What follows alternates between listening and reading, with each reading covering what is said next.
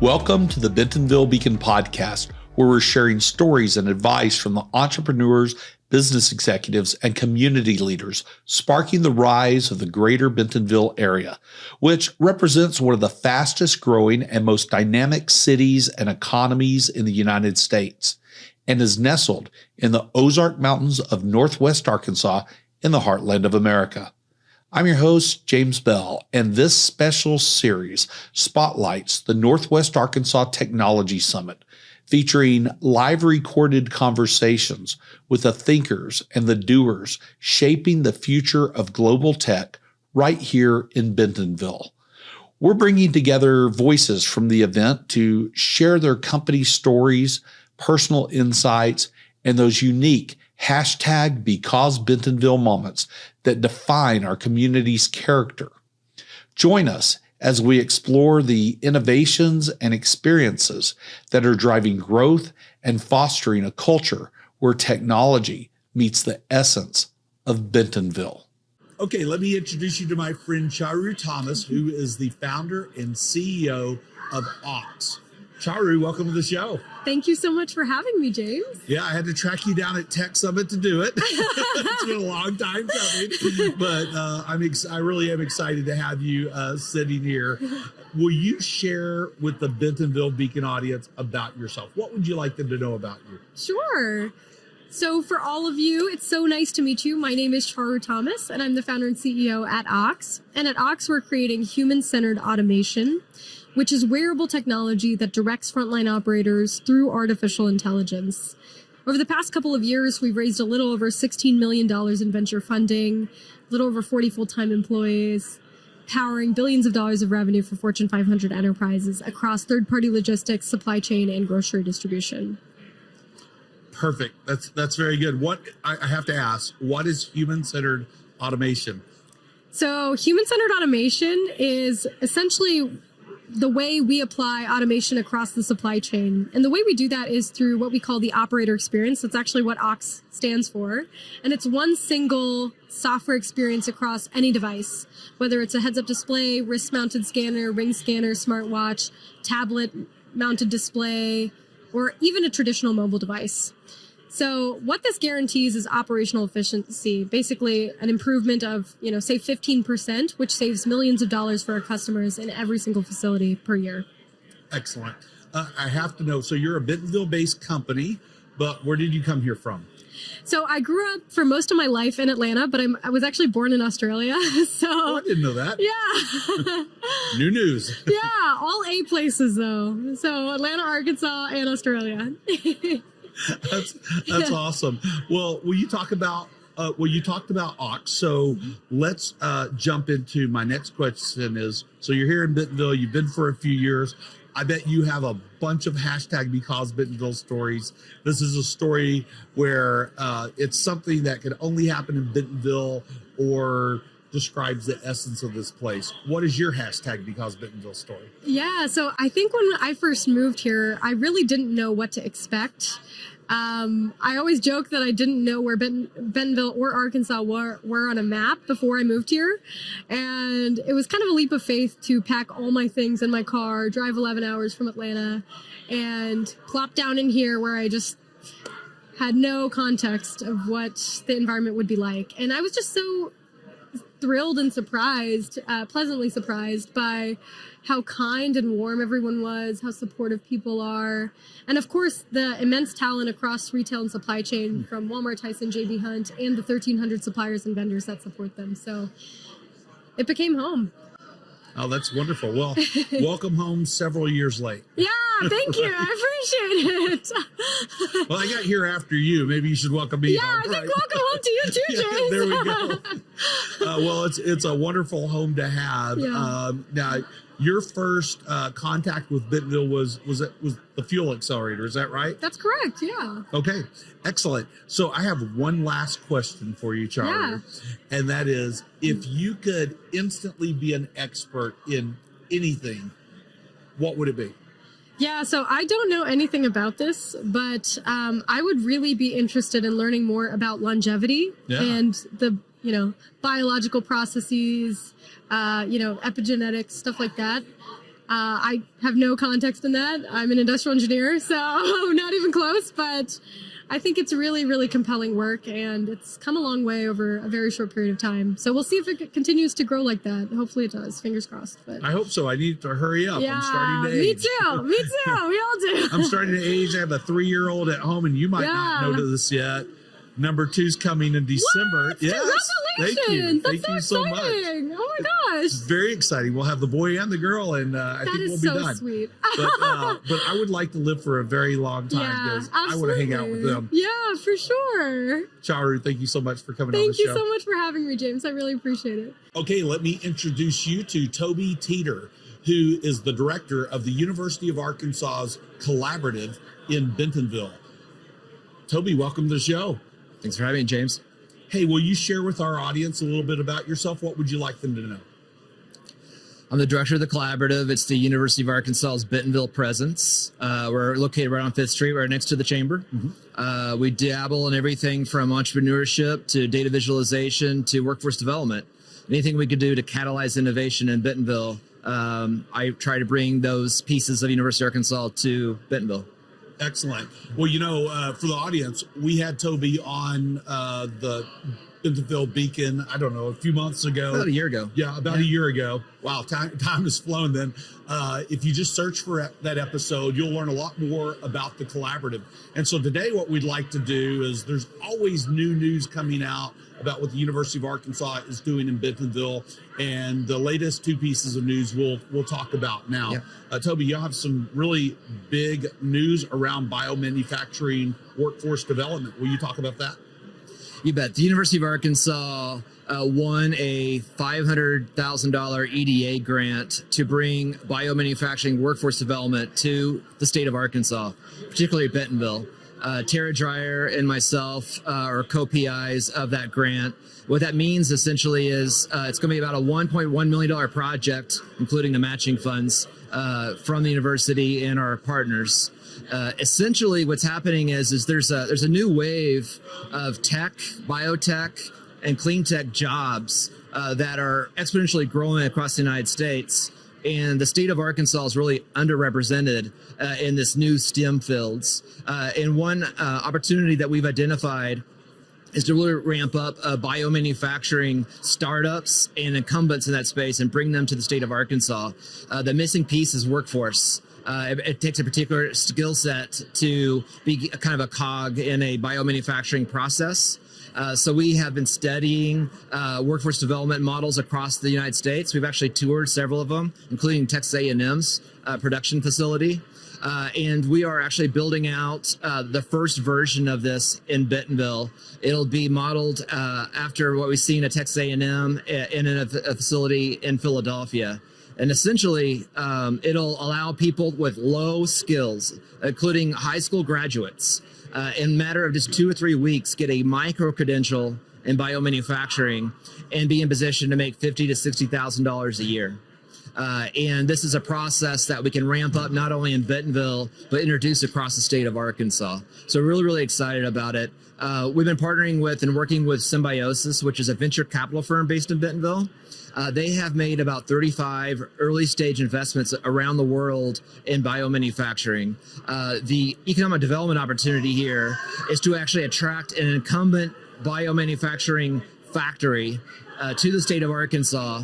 So when those startups are ready to scale up their molecules and produce them in pill form or injection form, that could be done in the state of Arkansas. It is a very specific type of skill set that it doesn't adequately represent across the state of Arkansas. So we are building out curriculum that'll allow, again, low-skill workforce participants to actually upskill very rapidly and be part of this process as we introduce this new industry to the state of Arkansas. That's incredible. I want to go back to the last thing you said, which you also said at the beginning, that you can take a low-skill workforce and educate them over the period of a very short few weeks. Yes. And they can make $50,000 plus. Yes. Right away. That's correct. That is incredible. It is. Biomanufacturing, of course, if you want to get to the molecules, that takes a lot of education, yes. right? for researchers, but for the folks actually doing the work. Right. Not a lot. That's amazing. The actual biomanufacturing is a manufacturing process. It's multi-million-dollar pieces of equipment, but ultimately it is actually taking molecules that have been developed already in the lab and actually scaling that up, actually going in production and creating units. And that is something that's being done in about a 30,000 square foot facility on Texas A&M's campus. We're not there yet here in Arkansas. The first version of this is going to be a free curriculum that's going to be online. So it'll be distributed, hybrid and asynchronous, allowing high schools and community colleges across the state to actually plug into the system and exponentially grow this workforce. We're also going to develop a virtual reality type of curriculum that will be a higher fidelity, where it'll be closer to a lab setting, allowing people to put on VR headsets and reproduce and learn specific equipment and how to manipulate the equipment using virtual reality. It's a really exciting process. It's a 2-year grant. We'll start this up in the first quarter of next year in 2024. And over the next 2 years, we're going to try to train about 50 to 60, 70 people through this process and then grow from there. Awesome. Well, that is a fast spin up. Nice job. It's just incredible. And I love the part where, of course you have a state mandate. So I love that we have this opportunity to spread across the state too. The whole state can use this. So you have some other news, really recent news. The Association of University Research Parks Conference is going to meet here in Bentonville and Fayetteville. Will you talk about that? You bet. Yeah, so there's a conference of innovation parks and innovation districts across North America that meets once a year. It's called the International Conference of the Association of University Research Parks. Last year was in Toronto, where I attended, and this year was in Delaware at the University of Delaware. Next year, Bentonville and Fayetteville is going to host the Association of University Research Parks International Convention. Again, this is going to be about 300 people from hundreds of universities, including master planners, architects, and developers that build out innovation districts. This is an opportunity for the University of Arkansas and Northwest Arkansas to kind of show out and give and discuss best practices when you're talking about placemaking. You're actually creating place where innovation happens. There's a special thing happening here in Northwest Arkansas, and the world is starting to understand what's happening here. And we've been asked to host this, and it's because of things like this community. It's really growing. It's very dynamic. It's going to be a lot of fun to host our cohort from University of Michigan, Michigan State, Virginia Tech, Texas A&M, Arizona State. All these universities are going to come here and discuss innovation and placemaking and talking about innovation districts and how to align entrepreneurship next to university-led research and development. That conversation on a global scale, on a national scale, will be coming to Bentonville next fall. And that's a big deal. In one of my past roles before I came here, when I was in Memphis, one of my past roles was I was the international executive in residence for the University of Memphis Research Park, and I didn't have a full even comprehension of what these parks do before I got to dive in there. Will you talk just a little bit more about what research parks and innovation districts are all about? Yeah, a group of us are actually going to Purdue Research Park next week to tour it. What's happening in research parks is often it's a public-private partnership where the university and corporations cohabitate in the same physical setting. Picture an industrial park anchored by a university where innovation's happening, startups, biomanufacturing, technology, clean tech, where things collide. There is actually a planning and an architecture element to this where innovation can catalyze, where you have business students and college engineering students at both the grad and undergraduate level commingling with startups and inventors, and then have big pharma tech, clean tech actually cohabitate the same physical setting. Often more and more research parks look less like old school research parks and now look like mixed use developments where you have coffee shops and restaurants and even apartments. It's an opportunity where people live, work, play, research, and invent all on the same grounds. The University of Arkansas has a research park in South Fayetteville, and the collaborative is in essence an innovation center on its own in Bentonville. But what we're looking at in the future is the next wave of what's next for the University of Arkansas. So there's a lot of things afoot as far as master planning and how to create and use the University of Arkansas to catalyze innovation across the state of Arkansas. My job is to stand up the Bentonville presence and to understand how we can collaborate around retail technology, whole health, outdoor innovations, and now biomanufacturing, to name a few. So every part of the state has some attributes where innovation lives. Lithium is going to be the next big thing in South Arkansas. And we're trying to understand how to attract incumbents in that space, how to create jobs and capital investment across the state, leveraging these natural resources and the new talent that's actually arriving by the day, particularly here in Northwest Arkansas. So those conversations happen at this event, and research parks are essentially university-led innovation districts where often entrepreneurship, venture capital, and STEM-based companies relocate to actually create energy in a very small district within a city or within a metropolitan area. Well, it's very exciting times indeed, and I am thrilled about what the University of Arkansas is doing and looking forward into the future.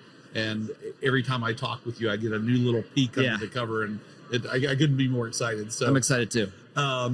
Talk about, well, here we are at another conference at the Northwest Arkansas Technology Summit. You're not a rookie at this anymore at Tech Summit. So talk about your past experiences and how this year is shaping up.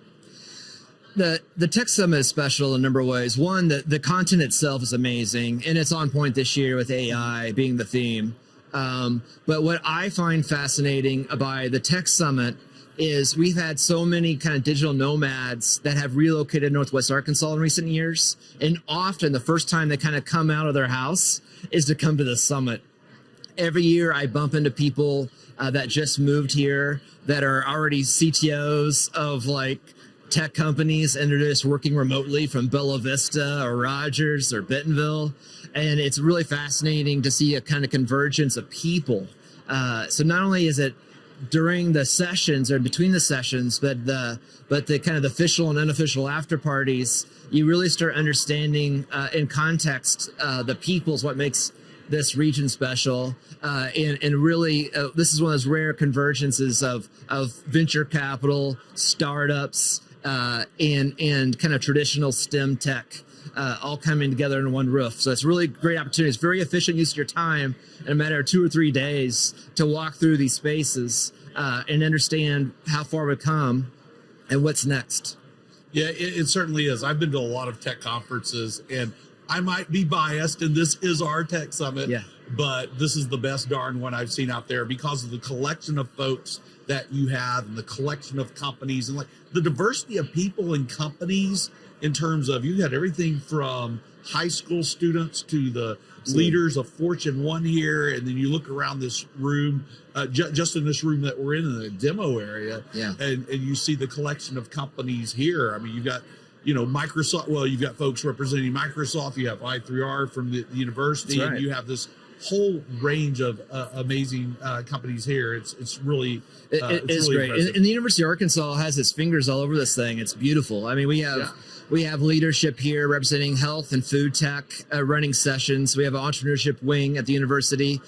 We have a number of startups actually in this room. They're actually were generated and created on our campus. So it's fascinating to kind of see how this has been evolving in recent years. It's really exciting. Yeah. Well, okay. So you must have a few stories about your time in Bentonville. I know you were somewhere else and were spending some time in Bentonville and showed up I guess you were spending time in Bentonville before I got here, but then showed up on scene after I arrived. you must have a Because Bentonville story. That's, as you know, a story of something that happened where you look at it and you go, that could only happen in Bentonville. Would you like to share one? I might have shared this one already, but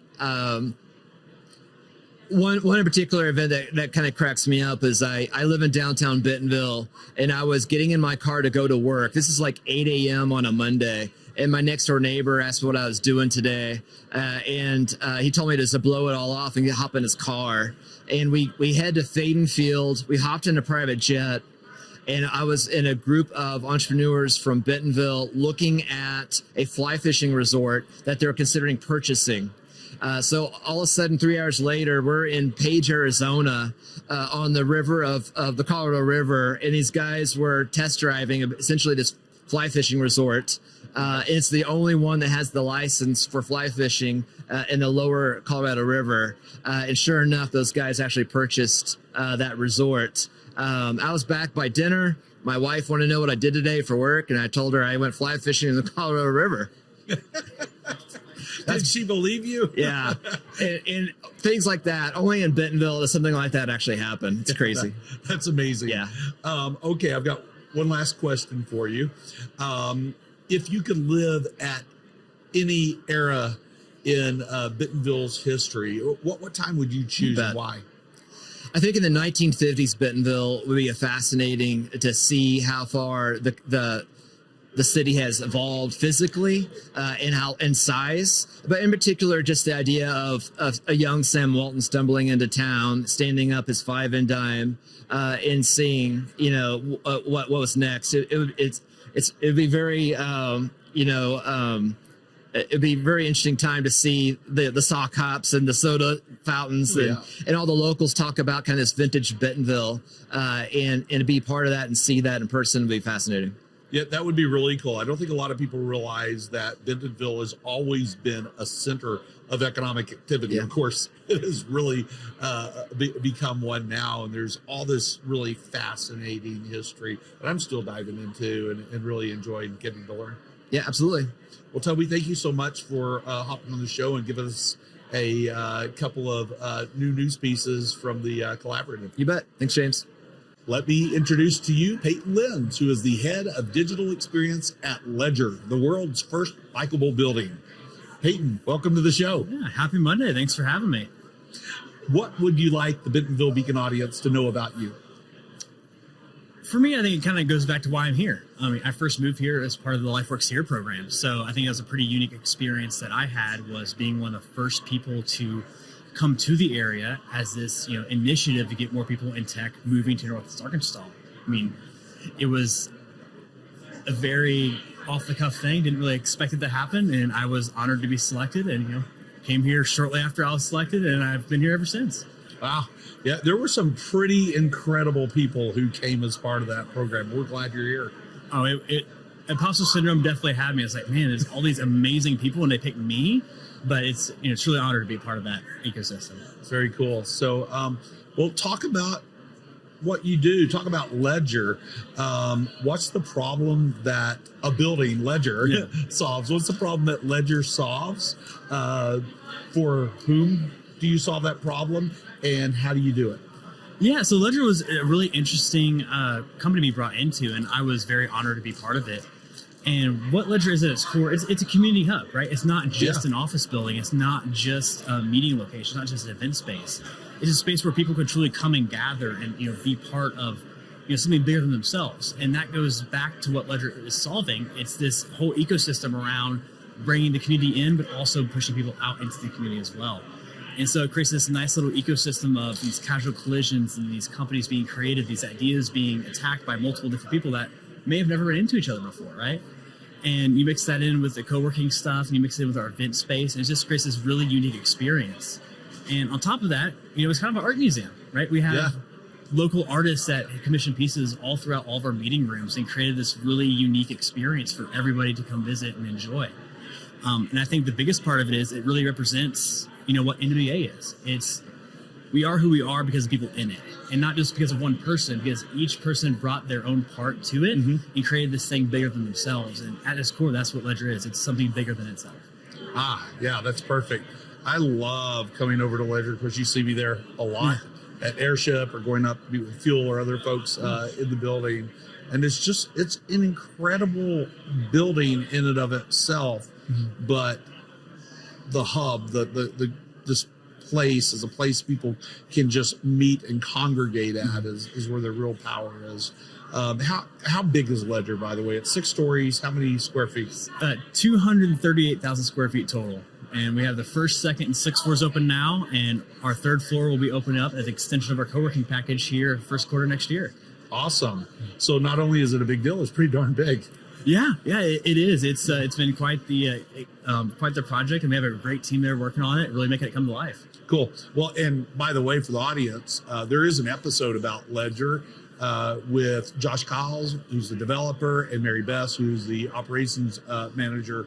If you go back through the archives, you'll find that episode. It's a pretty stellar episode. We get into depth about Ledger and many other things, including I'll leave this with you, including the bugs that are embedded in the concrete with their jewels. And you'll have to watch the episode to find out what that's all about and what the meaning of those is, which is actually pretty neat. So you're here at Tech Summit. You've been here for a few years, come to Tech Summit each year. How's this experience been throughout the years, and how is it playing out this year? Yeah, I mean, every year it's been just mind-blowing experience, right? Like, I remember the first year I was here back when I got to town, and it was like downtown Bentonville at the record dealer stops, and it was quite a few people, but I mean, every year since then, it's just like double down on like how incredible it is. And the speakers they're bringing in, the companies coming in, showing like what true innovation could look like in Northwest Arkansas. It's really cool to see that collaboration between what the chamber's doing and all these different companies coming into the area.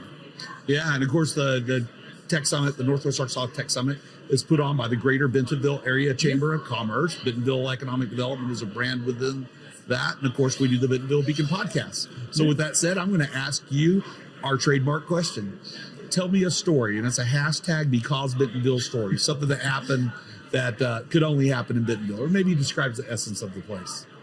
Yeah, so I think this goes back to even like the meaning of what Ledger is at its core too, right? Creating these collisions and these instances where you run into people and other people doing these really cool projects all the time. And Ledger's a great example. I mean, just the other day, we're just going about our normal day, and next thing you know, Snoop Dogg walks in as part of one of the projects he's working on, right? He's working with a few different people in the area, creating a different product line, and you just casually are having coffee at Airship, and Snoop Dogg walks in front of you. I feel like that doesn't happen anywhere else.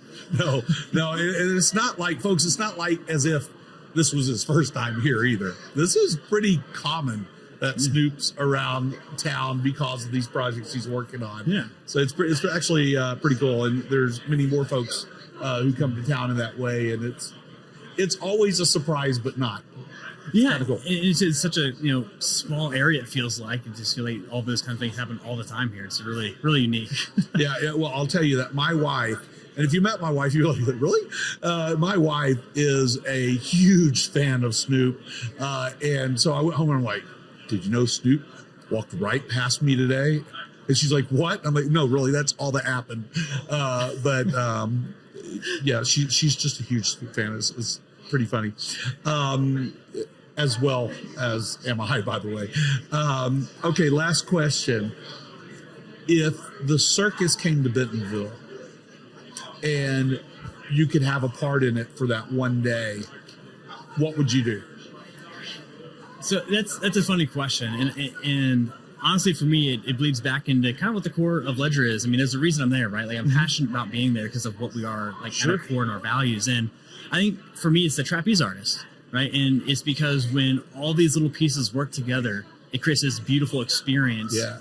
And I feel like, to me, that's what I would be in the circus. It's like one cog of that entire machine, because I can't do it by myself, but it takes all these other people around me to make it to be a really, entertaining and, really, honestly, complicated and very hard to do by yourself process. And that's where I would fall into it. Well, you're doing a stellar job of that, I'll tell you that. Thank you. I appreciate that. And hey, thanks for coming on the show. Appreciate it. Oh, absolutely. Thanks for having me. Okay, let me introduce you to David Sanders, who is the managing partner for Econovention. David, welcome to the show. Thank you. Thanks for having me. You bet. So will you tell our audience what you would like them to know about you? Well, I'll be brief, but I've been in the technology business for about 45 years. I've worked for large major companies. I've been with Accenture. I've been with Perot Systems. I've been with KPMG Consulting, Bearing Point. And I'm at a point in my career where I decided, hey, instead of retiring, it's time to take everything I learned and really put it to more of a use where I can have a little bit more of an impact. So if you ask me today what I'm looking to do, that means my view would be I'm trying to have a little bit more of an impact. Not that I haven't had that before, but just a little bit of different impact. So that's where I'm at in my life and career. That's a neat place to be in life. It is. Okay, so then talk about how you're making an impact through a convention. What's the problem you solve? Who are you solving it for? And how do you do it? So a convention, we've been around a little over a year and a half. It was started by a fellow managing partner named Bill Halsey. Bill is a patent lawyer, and over the last 5 years, he's established locations all over the South, virtual offices to do patent work. And those offices are not in the big cities, they're in what we call the mid-cities. So you got Birmingham, you got Jackson, you got Shreveport, you got Memphis a little bit bigger, but it needs some help. Bentonville and Tulsa are the ones that we're actually talking to. So he has virtual offices, and what he was seeing is these cities and the people in these cities not just need patent work, they need help in startups, entrepreneurship, innovation. So a year ago, he brought together 4 people to include himself, started a convention, and our goal is to really help these cities from a more of an overall standpoint, more coordination standpoint, build entrepreneurship, innovation, not saying they don't have it today, but we're trying to accelerate it.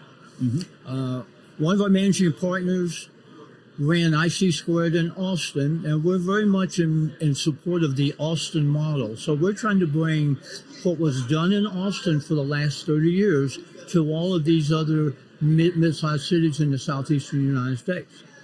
Excellent. Well, a lot of amazing things have happened in Austin. Yep. We sit here in Bentonville, and sometimes here is Bentonville, is Northwest Arkansas, the next Austin. We want to take those great things that work and maybe the ones that didn't. Yeah. And so I tell folks when they say, I love the articles that come out that actually say this. I both love them and go, eh. So I'll reuse those in social media and tell folks we don't want to be the next Austin. We want to be the next best Bentonville. So that's today and tomorrow and the next day. But that also means learning from cities like Austin, learning what actually does work. So I'm glad that you are here and doing the work that you do. Exactly. I mean, we're not saying cities need to be Austin. Yeah. We're using the model to say cities need to be what they want to be, but using that as a model for growth. So. Exactly. So we're at the Northwest Arkansas Tech Summit. Last year was your rookie year here. What was your experience last year, and what are you expecting to get out of this year? Well, you know, it's interesting. I never been to Bentonville before. I take that back. J.B. Hunt used to be a client. Mm-hmm. And I've been in here years and years ago to visit J.B. Hunt. We did a large software implementation for J.B. Hunt, but I'm sure that was 20 years ago, so I'm sure it's changed dramatically. I really like the feel of Bentonville, the attitude of the people and the flavor, and I'm sure this year that's going to be expanded and grown because it's much, much bigger this year than what we saw last year. I've attended a session this morning, and I plan to be here the next 2 days, and I'm sure we'll learn a lot from here. Yeah, a lot of people may have noticed that yes, Tech Summit has grown quite a bit. We're up to 2,000 attendees, and it's across many different tracks. And it is pretty incredible seeing people get together, from students to top leaders at Fortune 1 and everybody in between. It's pretty Right, cool. Exactly.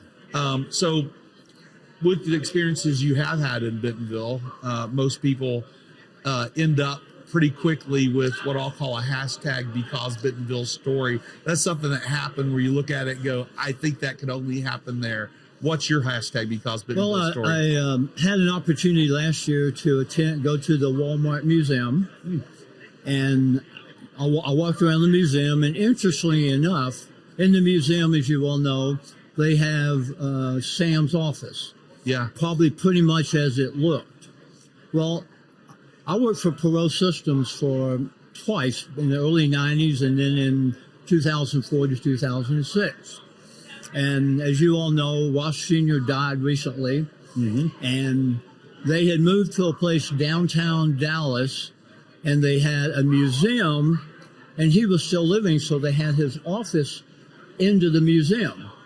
So when he died, they just opened up the office. So his museum and Sam's museum are a lot alike because there's Perot's office and there's Sam's office, and you can see, you know, the difference, and a lot of things are similar in how these guys operated, what they had in their office, and how they thought. And I thought it was interesting that both these icons, you know, have their office in a museum in their own city, and it was very interesting to see that. Oh, that's really neat. Right now, if you go to see the Walmart Museum, it's in a temporary spot. They're doing some work on the building that the Walmart Museum was in. Actually, they're having to rebuild the building. As they got into it, they discovered that they couldn't rescue the building, so they're going to replicate it and build the new Walmart Museum, and it was some new features for the museum. But the current museum, or the temporary museum that's in the Ledger building downtown, has a hologram of Sam Walton. And I believe you can go ask it questions, and you go get ask it answers questions, and it's pretty cool. It's a pretty interesting experience.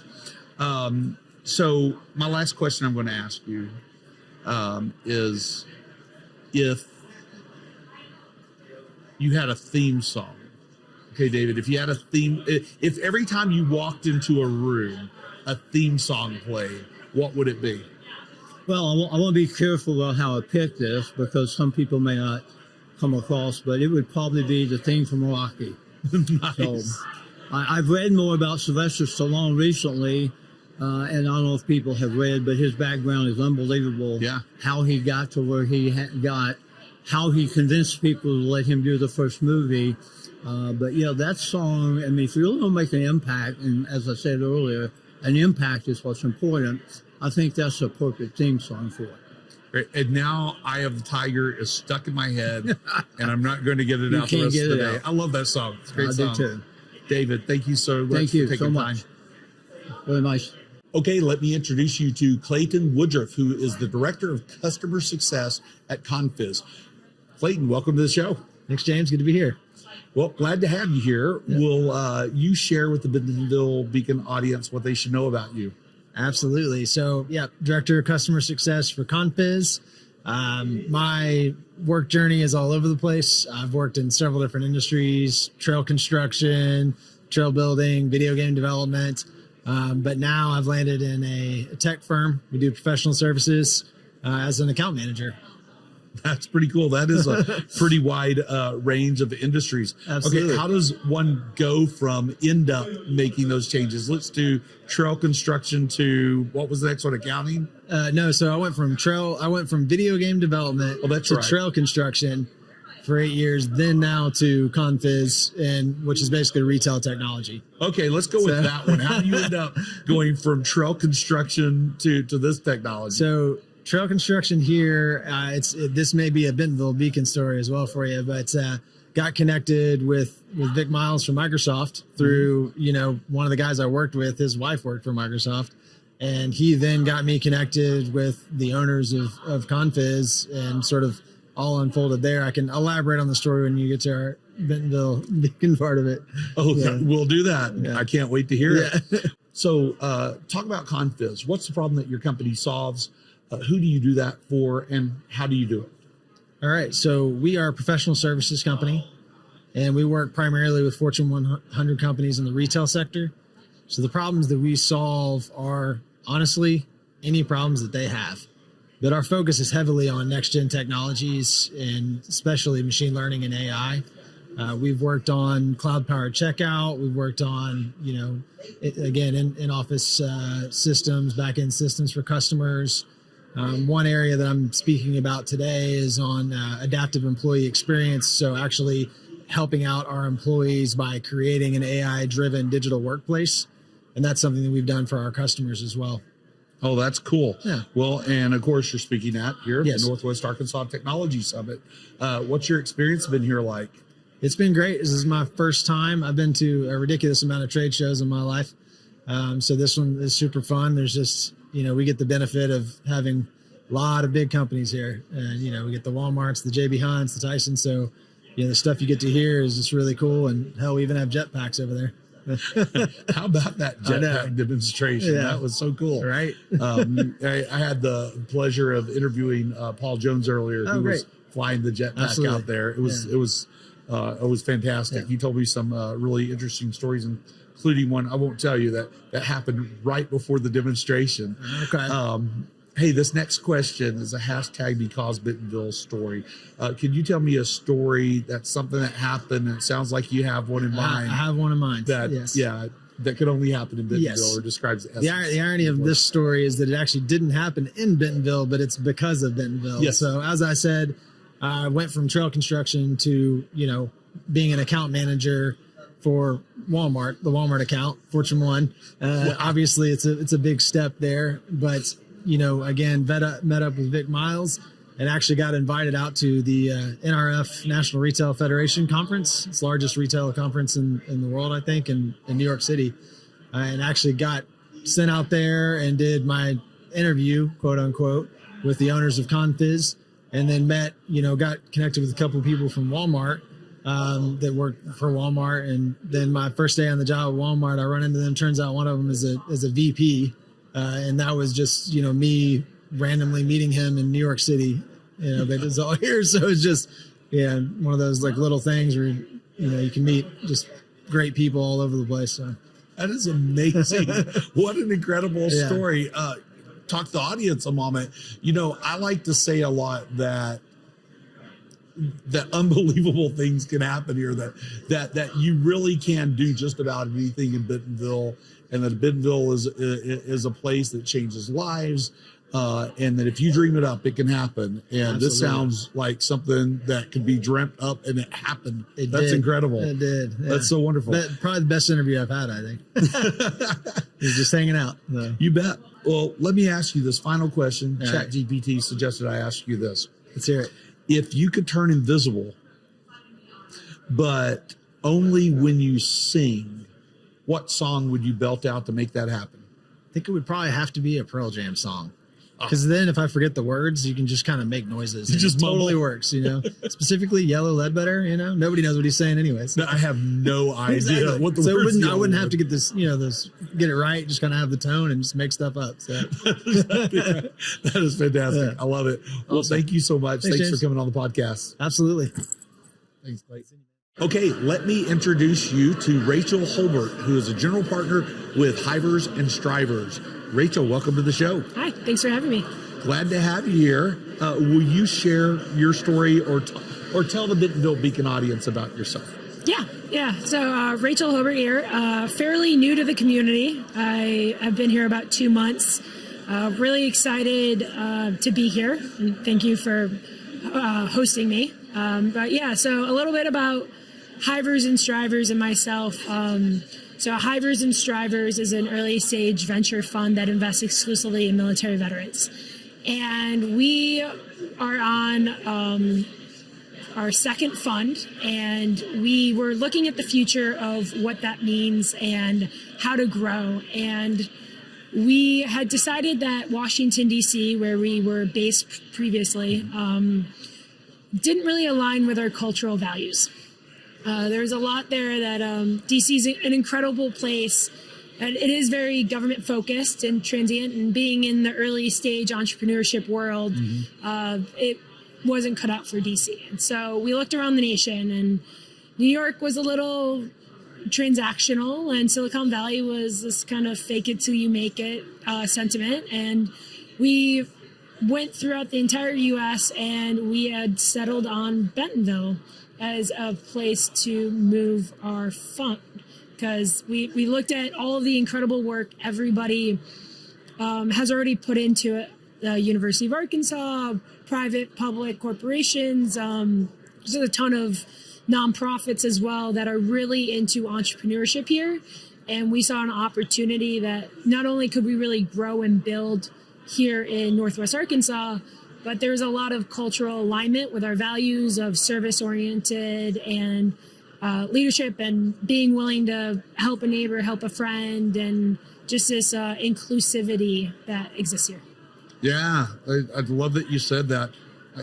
I love that you said settled on Bentonville. Most of the time, that doesn't sound like a great thing. We settled on Bentonville, but y'all chose Bentonville, right? Yeah. After going all over the country, and that is that's absolutely amazing. And you're we're kind of this hidden secret in what's happening here in terms of funds too, like whether it's a fund relocating here like yours or others that are now coming here and placing offices here. I mean, gosh, when I first got here in 2020, we had a few local funds, and now all of a sudden there's a dozen plus funds that have a presence here, and it continues to grow. I'm really excited to see what that'll look like a couple of years from now. And I love that you have hivers and strivers here who you're very specific about the audience that or the entrepreneurs that you're investing in. And as a veteran, I want to say thank you for coming here and for investing in military veterans. Yeah, thank you for all you did. So let's talk about hivers and strivers a little bit more. I mean, you talked about some of the reasons that y'all came here. You're more than welcome to expand on that. And if you'd like to talk about some of the companies that you've invested in so far, wherever they are, and how they fit your investment thesis, that would be awesome. Yeah. So we invest exclusively in military veterans. So the military veteran tends to be a co-founder, founder of a early stage startup. We'll write a first check in is usually around $250 to $500K. And then that's when the work begins. Usually in some funds, that's when it ends. But for us, I really say when I write an entrepreneur a check, that's when I start working for you. So put me to work. And so what we really do is we not only bring capital, but we bring in an incredible investor network with us. So our investors into our fund come from Fortune 500 companies that have succeeded in startups and have built something and are now they want to give it back. And so we usually put one of our investors on the board. We don't take board seats. We bring in someone else who is specific in that industry because we are industry agnostic. We are geographically agnostic. And we play in that space of pre-seed to Series A, Series B. We right now have 14 investments or portfolio companies and about 80 million in assets under management to date. And so with that, we just try to find stellar people. And that's where military veterans really are this underappreciated, underfunded asset class, in our opinion. They make great entrepreneurs and have the resiliency, the agility. They build teams really well. I mean, very generalizing here because every person is different and the branches are different too. I love seeing the difference in branches. And with that, we've invested in hydrogen company that recycles green hydrogen and distributes it locally. So it's like a farm-to-table hydrogen concept that's we call it the decentralized hydrogen model. So that is right now they're approaching their Series B, and their last investment was by a publicly traded company at a $120 million valuation. Wow. And then another company that we invest in does security deposits. So renters insurance, security deposits. So Riken Cool, Air Force, he was a lawyer in New York City. And when he went to go get an apartment in New York City, they asked for 3 months of a security deposit. And he's like, I just got out of the Air Force. I don't have much capital. and he had to go borrow that money. And then he was doing law and making some money, he was helping others who had that same issue with him. And now it's turned into this huge company, 100 people. They just brought in this stellar new CEO, really building and scaling this beautiful business model and great team. And it says a ton about him as an entrepreneur. And then similarly, another one is Polko is a civic engagement platform based out of Madison, Wisconsin. They're fascinating. They do polling for constituents, for city governments, municipalities, and it's like SurveyMonkey, but it's tied to your voter ID number. So as a politician who I want to serve my constituents to the best I can, I want their input to know, should this airport road or golf course, what do you think about this? And get the input and feedback, and then be able to say, okay, most females between the ages of 18 and 30 don't agree with having this airport road over here because maybe it doesn't make them feel safe, but the males do, or something like, so let's break this down. So it decentralizes town halls. So they just went over the 100 million valuation mark, which is incredible. And I'm lucky enough to work with really incredible entrepreneurs. And this is a testament to the entrepreneurs themselves. They are incredibly hardworking and sometimes stubborn, and it's really says a lot about what they're made of. And it's incredible. Yeah, I like the stubbornness of entrepreneurs. Sometimes folks say things like, oh, well, really listen to, and that doesn't mean you're not listening because you're stubborn, right? Really listen to what folks are saying to you, especially your investors, and take that and do something with it. Sometimes you shouldn't. Yeah. Sometimes as an entrepreneur, you should stick to it, and you're gonna have to explain yourself, right? But I love that, and all those companies you mentioned, wow, that's pretty impressive. Like, all of them are doing well. Thinking about a couple of them, the security deposit one, it makes me think about where we are as a nation with housing right now. Yeah. It is hard enough to find attainable housing, and then when you do, it's not attainable because you can't afford the security deposit. 3 months is ridiculous, and so I love that they've dove in to that area to solve a very real problem. The hydrogen company comes to mind as something like maybe we in Arkansas could learn from them. I say that because Arkansas and Louisiana and Oklahoma have banded together, and I'm trying to remember if they've received the grant or they've applied for a grant around a hydrogen hub. Yeah. That's going to be a really big deal. And so there's stuff going on in that space here, and I just love hearing these. Yeah. So thank you for investing in these companies and believing in these military veterans and helping push them forward. I'm going to add one more thing. Yeah. One more thing that I wrote that you said earlier, sort of in the middle of that, was I want to commend you and your team for this, that you don't take board seats, but instead you pull from your investors who have industry experience, and plug them as board seats. One of the things that frustrates me about VCs is more often than not, they do take board seats, and many times when they don't have any industry experience, they have no idea what they're talking about. And frankly, they're helping point the company toward very critical decisions that they're really not qualified to do. And it's not helpful many times. So I'm glad y'all do that. And so what we like to do is take a board observer seat. So I'll sit as a board observer just for basic corporate governance. Yeah. Because if you have industry experience, and let's say you have, maybe you didn't build a company, maybe you were a publicly traded company, you were CEO of a publicly traded company, now you sit on a board of this healthcare startup.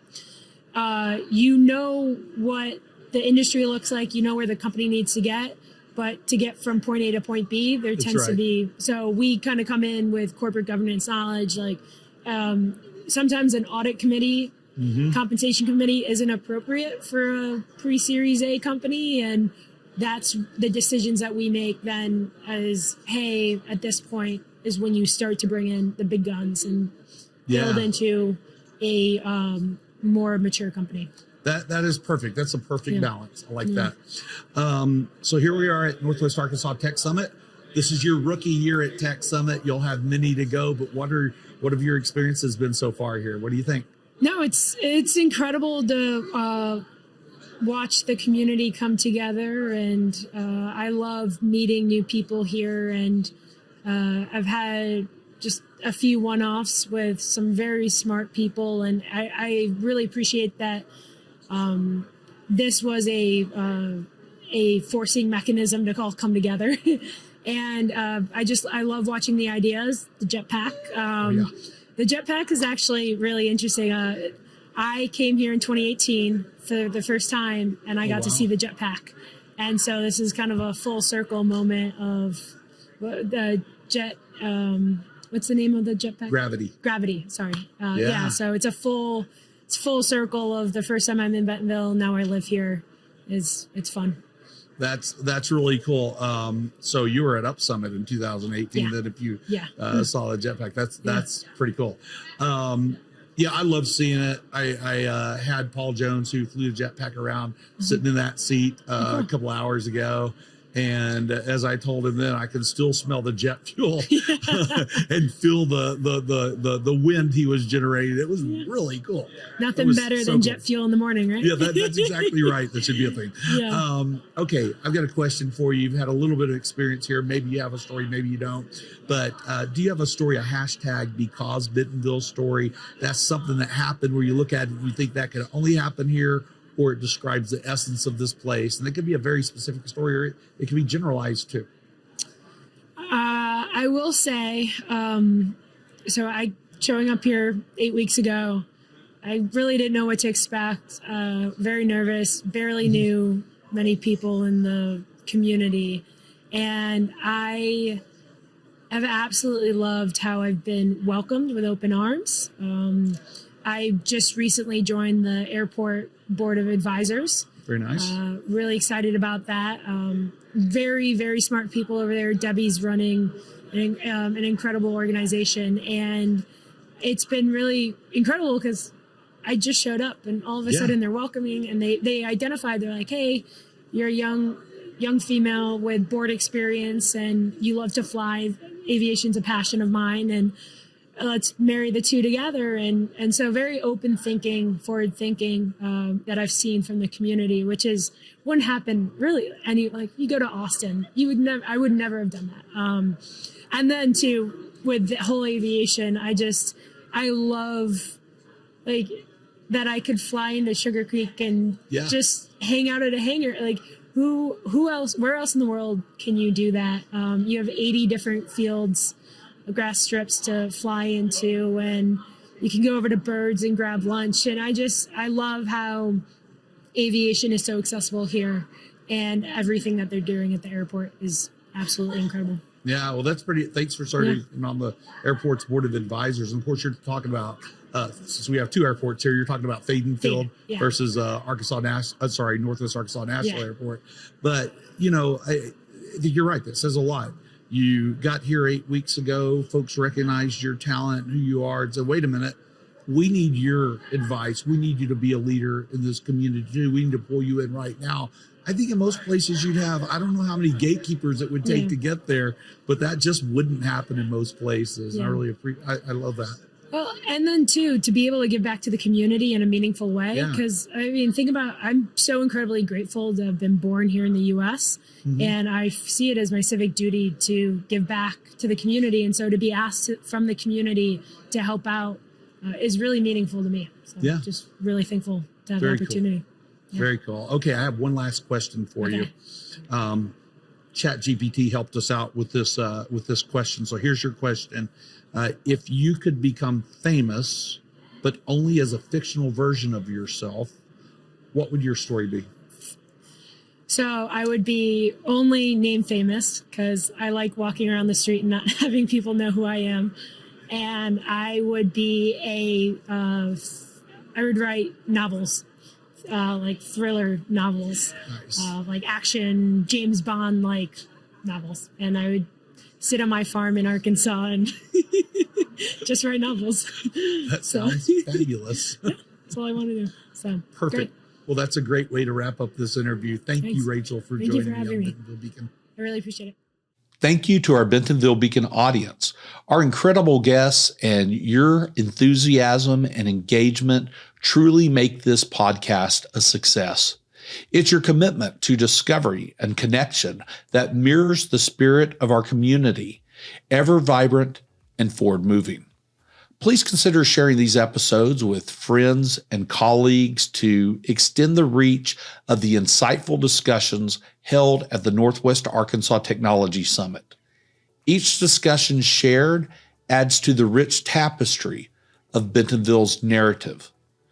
Revisit all of our episodes at bentonvillebeacon.com or on your favorite podcast platform. And don't forget to hit that subscribe button to stay in tune with the pulse of Greater Bentonville. Until we meet again, keep embracing the discussions and ideas that exemplify Greater Bentonville and Northwest Arkansas, places of innovation, community, unique charm, places where you get more of what you want and less of what you don't. See you next time.